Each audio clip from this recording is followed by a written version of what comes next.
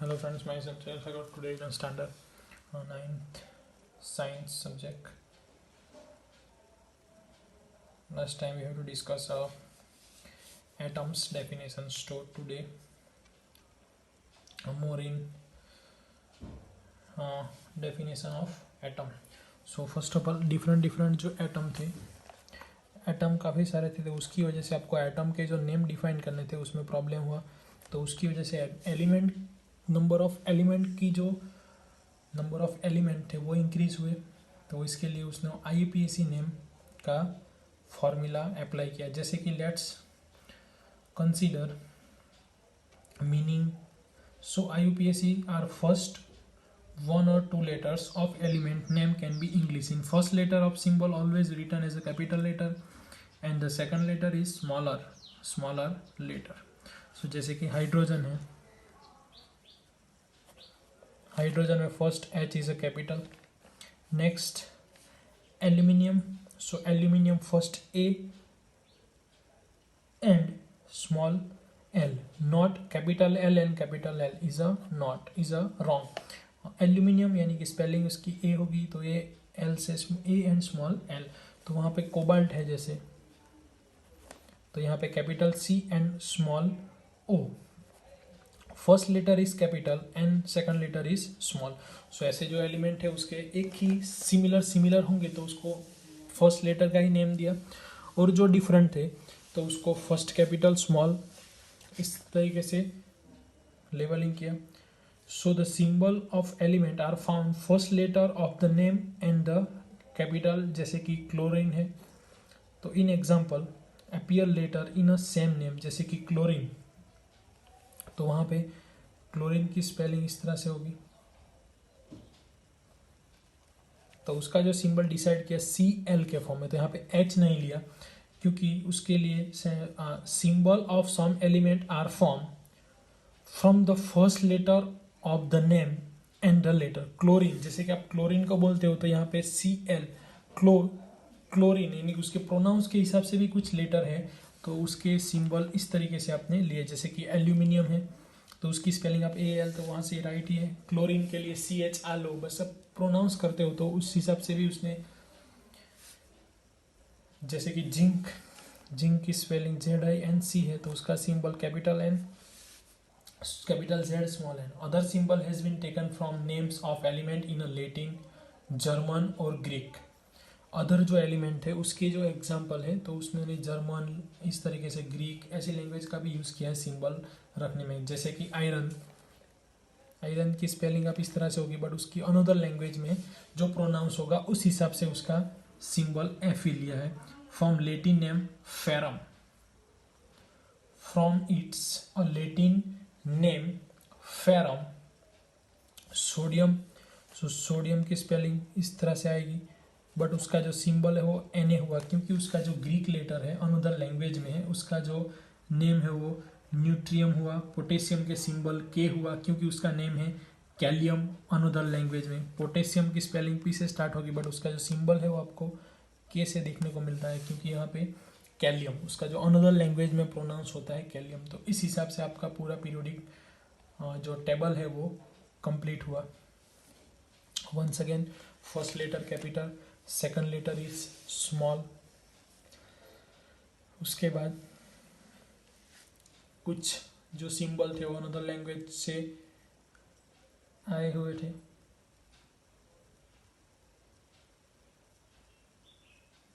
सो इस तरीके से ये पूरा आपका टेबल हुआ. तो अब मैं कुछ फॉर्मूलाज है, कुछ टेबल है वो आपको बताता हूँ.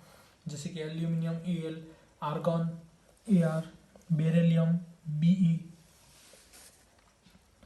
Aluminium AL, argon AR, barium BA, boron B, bromine Br, calcium Ca, carbon C, chlorine Cl, cobalt CO, copper Cu, fluorine F, hydrogen iodine, iron lead, magnesium Mg, neon Ne, nitrogen N, oxygen O, potassium K, silicon Si, silver Ag, ये आपको remember रखना है, silver Ag, sodium Na, sulphur S, uranium U, zinc Za। इतने जो element है वो आपके chemistry में रूटीन चैप्टर में आपके यूजफुल होंगे। तो यहाँ से ये जो रिएक्शन है, ये जो इक्वेशन है वो आपको रिमेंबर रखने हैं। सो ये जो फॉर्म है वो आपको रिमेंबर रखने हैं, ऐसे टेबल में आपको दिया गया है, table 3.1। Next, atomic mass. The most remarkable concept of Dalton atomic theory propose was the atomic mass. According to him each element has explained law of constant proportion. Well, the scientists were promoted to measure atomic mass. atomic mass measure करने के लिए Dalton के जो law of constant proportion, chemical combination, ऐसे जो laws थे उसका भी स्टडी आपको किया गया। So let's example of compound like carbon monoxide. Take one example like carbon monoxide, it means CO is a not a element, is a compound. तो compound के लिए कार्बन मोनोऑक्साइड यानी कि carbon monoxide, carbon and oxide is a single mono, therefore carbon C, oxide का O, तो यहाँ पे CO हुआ, is a form of carbon and oxygen. It was experimentally that 3 grams of carbon combined with 4 gram of oxygen to form CO. In words, carbon combines with 4/3 times its mass of oxygen. यानी कि carbon combines with 4/3 time in a mass of oxygen. Suppose we define atomic mass unit earlier. जो earlier atomic mass का जो unit था वो उसको describe किया गया AMU, एटॉमिक मास यानी कि एटम का मास। तो यहाँ पे 3 grams of carbon combined with 4 gram of oxygen to give carbon monoxide. First of all atomic mass का यूनिट था AMU, atomic mass unit AMU रखा गया। उसके बाद IUPAC जो हमारे ऑर्गेनाइजेशन है, उन्होंने सिर्फ ओनली U के बारे में डिस्क्राइब किया गया, is equal to mass of carbon atom. Then we would assign carbon atomic mass 1U and the oxygen atomic mass is 1.3U. However, it's more this number. So ये जो number है वो किस तरीके से आप फाइंड कर सकते हो, तो उसके बारे में कार्बन का एटॉमिक मास से वो 1U कहा गया एंड ऑक्सीजन का था वो 1.33U कहा गया। तो कैसे ये नंबर्स फाइंड हुए, तो उसके लिए देखते हैं। As a whole number or a near to whole number as possible. While searching for a various atomic mass unit, scientists initially taken 1/6 of mass of atom of neutrally occurring oxygen as a unit. It was considered rival due to 2 reasons. First of all जो scientist थे उन्होंने oxygen मास के बारे में पता करना था, तो उसके लिए कुछ फिक्स रेशियो चाहिए था। तो वहाँ पे ये जो ऑक्सीजन का है, तो उन्होंने ऑक्सीजन को एक स्टैंडर्ड फॉर्म यानी कि ऑक्सीजन के कंपैरिजन में सारे सर्च करने स्टार्ट किए एटॉमिक मास। तो उन्होंने 2 रीज़न के साथ ये जो ऑक्सीजन था neutrally 1/6 of mass of atom, 1/6 यानी कि ऑक्सीजन का जो एटॉमिक मास है वो टोटल 16 है। एटॉमिक मास उसका जो नंबर है वो 8 है atomic number, but atomic mass जो है वो ऑक्सीजन का एटॉमिक नंबर है तो 60, यानी कि 1/6 अकॉर्डिंग टू यूनिट। जैसे कि यहाँ पे 8 कुछ आपको 8 लेना था तो ऑक्सीजन का हाफ यानी कि 8/6 ऑफ ऑक्सीजन, तो इस तरीके से हम लेते थे। बट दो रीज़नों की वजह से जो ऑक्सीजन को स्टैंडर्ड यूनिट के फॉर्म में लेना था वो कैंसिल आउट हुआ। तो ये जो रीज़न था उसका, oxygen react the large number of element and form compound. तो फर्स्ट रिएक्शन जो ऑक्सीजन है वो लार्ज नंबरों के साथ रिएक्ट करता है, यानी कि ऑक्सीजन के जो बाकी सारे एलिमेंट्स है उसके साथ रिएक्शन काफ़ी ज़्यादा है। तो large number of reaction with other element and form compound. तो एक फर्स्ट रीज़न था। And then atomic mass unit give masses of most of element as whole number. तो वहाँ पे वोल नंबर ज़्यादा आप डिफाइन कर सकते हो एटॉमिक मास की जब बात आती है तब।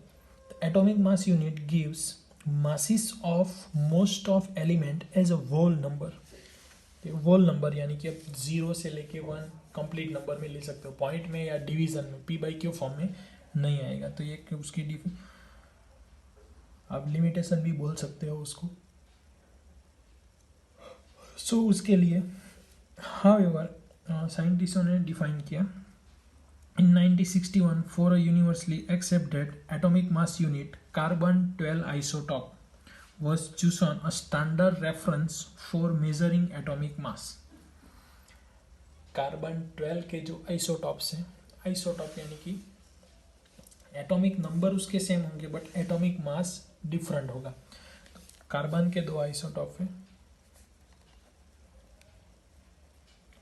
जनरली आइसोटॉप के बारे में small information isotope of carbon के लिए। तो यहाँ पे आइसोटॉप मीन्स व्हाट, तो एटॉमिक मास में आपको डिफरेंस देखने को मिलेगा बट एटॉमिक नंबर जो होंगे वो सेम होंगे। उसका रीज़न दिखाता हूँ। अगर एटॉमिक नंबर आपको लिखने हैं तो आप यहाँ पे लिख सकते हो carbon 6 atomic mass 12, carbon 6 atomic mass 14। तो ये जो 6 और ये 6 दिखाता है वो आपको एटॉमिक नंबर दिखाता है, और ये जो 12 और 14 दिखाता है वो एटॉमिक मास दिखाता है। तो केमिस्ट्री में इस तरीके से atomic number and atomic mass लिख सकते हैं। तो सेम नंबर ऑफ 2 आइसोटॉप में से हमने ये C612 आइसोटॉप चूज किया, और ये आइसोटॉप की वजह से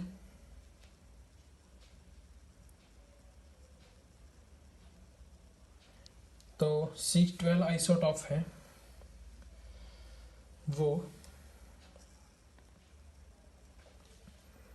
स्टैंडर्ड फॉर्म में कंसीडर किया गया। तो वहाँ पे आपको exactly 1/12 of mass of atom of carbon, यानी कि अब ऑक्सीजन का था वो 116 करेंगे तो वो वोल नंबर में नहीं आता था, बट 1/12 पार्ट करेंगे ये C12 एलिमेंट का आइसोटॉप का तो एग्जैक्टली आता था, इसलिए C12। So the relative atomic mass of all element had be found with respect to atom of carbon.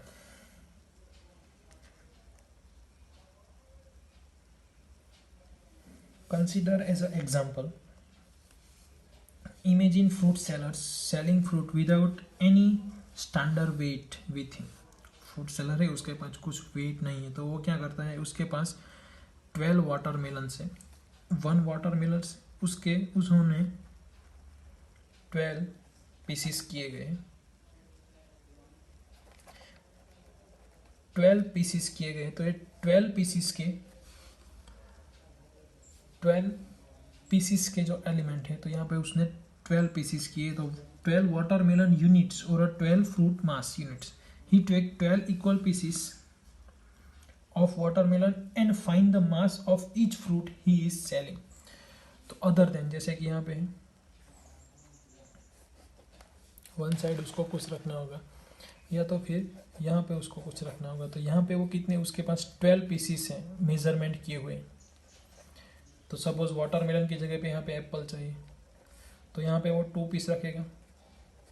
तो यहाँ पे सपोज 5 एप्पल आ गए, तो 5 एप्पल का जो वेट है वो 2 पीसीस ऑफ वाटरमेलन जितना हो गया। तो आप इस हिसाब से मेजरमेंट करके पर्टिकुलर पीसीस के हिसाब से आप एप्पल दे सकते हो।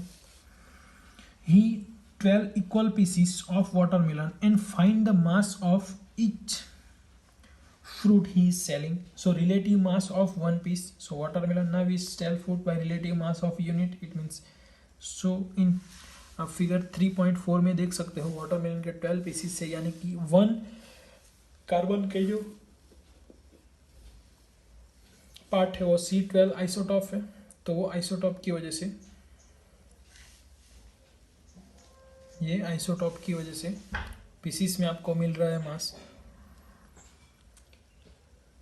12 पीसीस, यहाँ पे 12 पीसीस यानी कि 12 यूनिट्स। तो अगर आपको पर्टिकुलर 1 पीसीस का मास फाइंड करना हो उसके हिसाब से अनदर रिलेटिव जो टर्म है वो आप फाइंड और आंसर दे सकते हैं अनदर टर्म में। तो इस तरीके से आप रिलेटिव मास फाइंड कर सकते हैं। अब टेबल 3.2 में एटॉमिक मास डिफरेंट एलिमेंट के आपको दिए गए हैं, जैसे कि हाइड्रोजन का एटॉमिक मास 1 है, कार्बन का एटॉमिक मास 12 है, नाइट्रोजन का 14 है, ऑक्सीजन का 16 है। तो जनरली एक बेसिक थियोरी जो है वो समझा देता हूँ। न्यूक्लियस प्लस न्यूक्लियस के इनर पार्ट में 2 न्यूट्रॉन एंड प्रोटॉन देखने को मिलेंगे और इलेक्ट्रॉन जो है वो आउट ऑफ ऑर्बिट में देखने को मिलेंगे। तो ये हम चैप्टर नंबर 4 जो है एटम, वहाँ पे ज़्यादा स्टडी करेंगे। बट अभी एटॉमिक मास के लिए आपको रिमेंबर रखना है, जैसे कि एटॉमिक मास है तो एटॉमिक मास यानी कि प्रोटॉन एंड न्यूट्रॉन का एडिशन एंड इलेक्ट्रॉन और proton is indicate only atomic number. Atom of the most element are not able to exist independently, so atom from molecules and ions. So molecules or ion arrange in a large numbers form. So atom जो exist करते हैं वो molecules के form में करते हैं, ion के form में, इस तरीके से डिपार्टमेंट उसका यानी कि वो डिवाइड होते रहते हैं। तो नेक्स्ट लेक्चर में हम देखेंगे मोलेक्यूल्स एंड मोलेक्यूल्स के बाद right chemical formula with ion. So molecules, उसके बाद आयन स्टार्ट होंगे, उसके बाद एग्जाम्पल आएंगे। तो ये चैप्टर में इतना आपको लर्न करना है। Thank you friends. ये यहाँ पे ये एक्सरसाइज में आपको सिर्फ 2 ये लेक्चर में आपको एलिमेंट है उसके सिंबल रिमेंबर रखने हैं, एटॉमिक मास क्या है, एटॉमिक नंबर क्या है, सिर्फ इतना डिफाइन करना है। और एटॉमिक मास कैसे, तो C612 जो कार्बन का 12 आइसोटॉप है C12, उसके न्यूट्रल और स्टैंडर्ड लेके एटॉमिक मास फाइंड कर सकते हैं। सिर्फ इतना आपको उसमें रिमेंबर रखना है ये लेक्चर में। Thank you.